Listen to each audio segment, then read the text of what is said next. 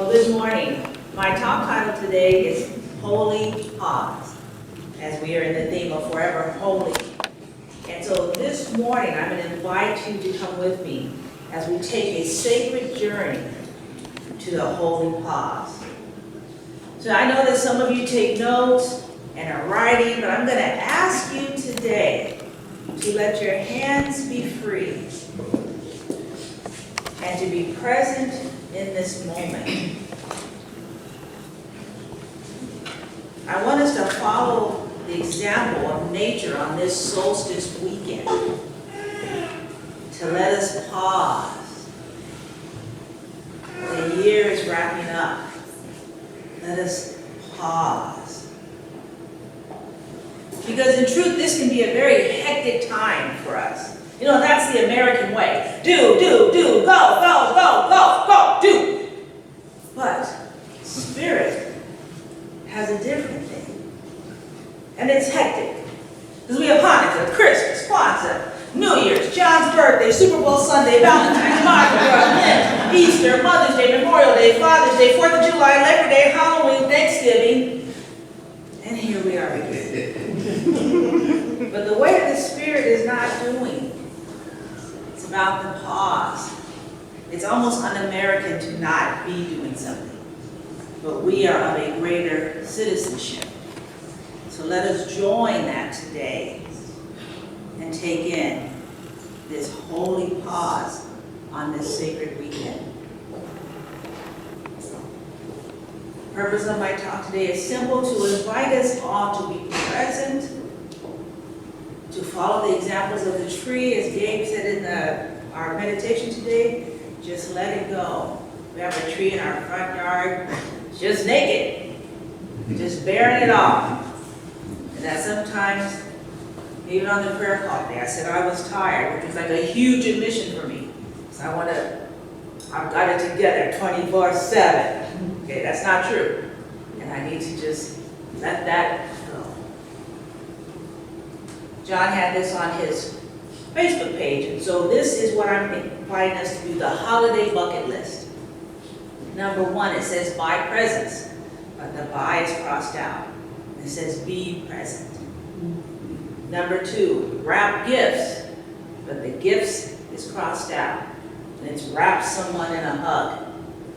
Send gifts, and gifts is crossed out, and it's send love. Shop for food. Shop for is crossed out, and it's donate food. Make cookies. Now, I'm kind of down with this one. Still make some cookies, but also cross that out. This is about making memories. And then see the lights with the word see crossed out, and to be the lights. That in a world that is so hectic, in our country, which is, if I didn't know that all things are working together for our good and that we as God are in control, I'd be nervous. But I know that as I come to this sacred space, as I allow the seasons, nature to connect with me, that in this place, all is good. Life is well. And I want us to take this time in this winter solstice weekend and the remaining of the year to rest, reflect, and renew. So rest is about incubation and hibernation. There's I think I've seen on Facebook that says you can't see your face, your reflection in boiling water. But when the water has calmed, you're able to see your reflection. And that I tell so many of my clients, you can't wake up January 1st and be like, this is what I'm going to do in 2020. Because that's what you did in 2019, 2018, 2017, 2016, and it didn't work. January 1st it's not some magical day. But that is a time that this end of year, nature is saying, what is it about? What are you wanting to bring to light on the equinox? And taking that time to rest. I have this quote from Gary Zukav. The winter solstice has always been special to me as a barren darkness that gives birth to a verdant future beyond imagination, a time of pain and withdrawal, that produces something joyfully inconceivable. Like a monarch butterfly masterfully extracting itself from the confines of its cocoon, bursting forth into unexpected glory.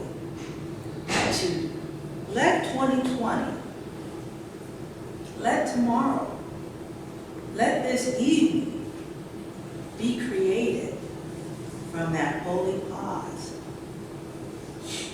One of the things that I love being pregnant. Some ladies really didn't like it. But what I loved about it was that there was a whole lot of time that stuff was happening inside that you couldn't tell. It was incubating. It was dark. It was minuscule, atoms and protons and things doing stuff. But it was in that darkness that life was being made. That invisible and visible, reaching back to family genetics. All of that magic was happening where the eye could not see. And this time of year is that opportunity to invite that magic to work in the unseen so that we can produce and have a verdant spring. To reflect, Luke 2:19 from the sacred text of Christianity, but Mary treasured up all these things and pondered them in her heart. I thought about my last couple of months of being pregnant, even the last month. I thought I would not want to be riding a donkey anywhere. I wouldn't want to be walking a long distance. And yet this young girl, I think about, I had my sister, I had all the little kids around me. But when they handed me Lily, and they said, how are you feeling? And I was like, I'm fine, I guess. And they said, good, you're going home tomorrow at 12. I was petrified. I was like, what do you mean you're going to trust this kid to me? So here's this young girl who has an interaction with an angel that's like, great news, but it could be bad news. And that's to tell Joseph, now look, I'm not sure how this is going to sound. And then Joseph's like, okay, I'm down because an angel came and talked to me, but now we got to take this long trip. Sorry, I didn't make the reservations. Your mother's not here, your aunts aren't here, so it's me and you having this baby. And then angels again, shepherds, wise men, murderous kings. And yet in the midst of all that hecticness at the end, she pondered. She took that time to reflect. She didn't just keep going in the hecticness of that. And that ponder means she actually took parts that she wanted and put it together in her heart. And for us, heart is our happy place. But that word in the Greek, the cardia, that is our consciousness, that inner being, that she took those things that she chose to remember. And she put that into her consciousness. And I think as we follow the narrative and she watches her son, who she remembers, I know she's probably thinking, okay, the angel came and me and Joseph, we were cool, and all these things came. And then she is standing at the foot of that cross from the narrative. It is those things that she put into her consciousness that she knew. I know all things are working together for my son's good right now. I know that there is a God bigger. And how are we going to go into 2020? What are we taking from 2019 and putting that in our consciousness? The winter solstice is a time of ending and beginning, a powerful time to contemplate our immortality, a time to forgive and to be forgiven, a fresh start and a time to awaken. That's a quote by Frederick Lenz. And then the chance to renew. Not everyone gets a chance to start over.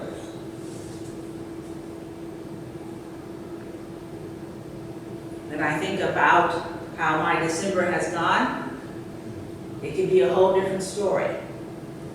I told my daughter that week after Gail was in the hospital, I didn't buy one thing to eat. There was like food, like almost flying everywhere. People were trying to feed me, and I was like, yeah, just figure, let them know, but she got to eat.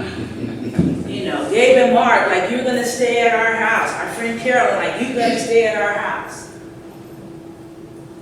But this is a chance to renew, to step back and say, because I told John, if that call to me about Gail had been that she had passed away, I would still be on the floor of their house, under a blanket, in a fetal position.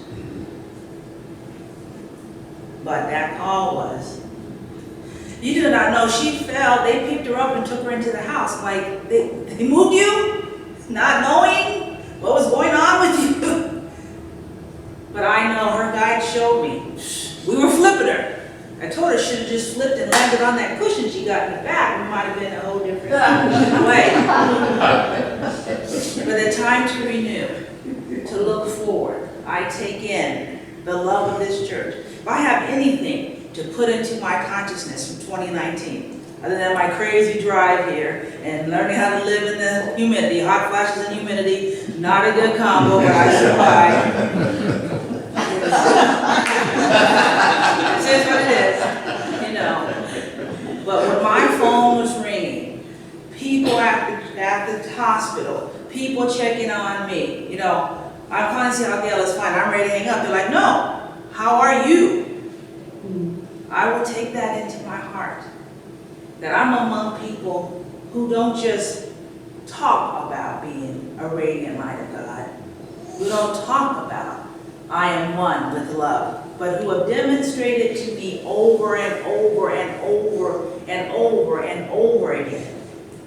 And I take this time in the solstice to pause. And I say, I don't know. Me and Gail had the plan, we're going to come and live in Memphis, we're going to start our own businesses. And instead, God said, I've got a family who's going to love you the way your own families haven't loved you. And that will go in our consciousness. And then to renew, what can happen in 2020? My solstice wish. My solstice wish for you this year is this, that your feet and your heart stay warm. Don't let the world make you cold. That you know how strong you are, and that you stop doubting yourself. That you are able to feel at home and safe and loved inside your skin. That you find your purpose in life, and that you go forth and go for it with everything that you are. You were put here for a reason. That you make time to enjoy the little things in life and breathe them in. Surround yourself with good people, bright souls that make you feel wanted and loved. And know that you are worth loving for exactly who you are. And this quote says, let me repeat, and I agree. You are worth loving exactly as you are. Teach. John, if you don't mind starting the music, Rena, I'm going to ask you to start the bowl. Just want to spend a couple minutes inviting you to go deep within and to touch that place. I know that there is love in this place, for it has touched me, it has hugged me, it has healed me, it has fed me, it has given me a place to sleep, it has renewed and transformed. That love is the love to take into 2020. Your true self has shined so bright, and it cannot dim for 2020. Let this dark time of the year re-energize, renew, and refresh. We've had a year, and yet here we are on the cups of the roaring 20s, standing strong, standing whole, living our best lives, knowing we are worthy. As we walk into 2020, this new decade, with boldness, not brashness, but boldness. Brash is based on I think I'm like this. Boldness is I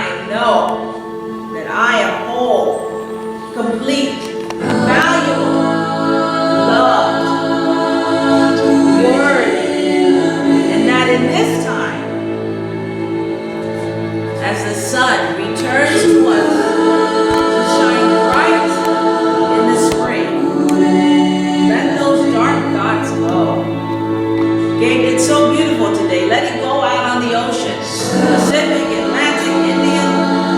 Let it go. Let it go on the Mississippi. Those dark thoughts are not true. You are awesome. I didn't need for Gail to fall through the roof to find that out. You loved the first day I got here. That's why I came back the next Sunday. Your love healed me. It brought me back. And there is a world in 2020. So be who I know you have been from my first Sunday here. Love, light, wholeness, hope, family, community, home.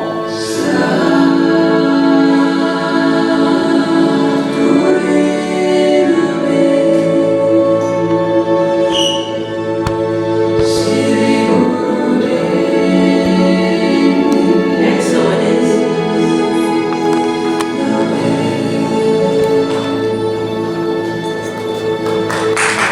We're singing Christmas time is here. I think that's it.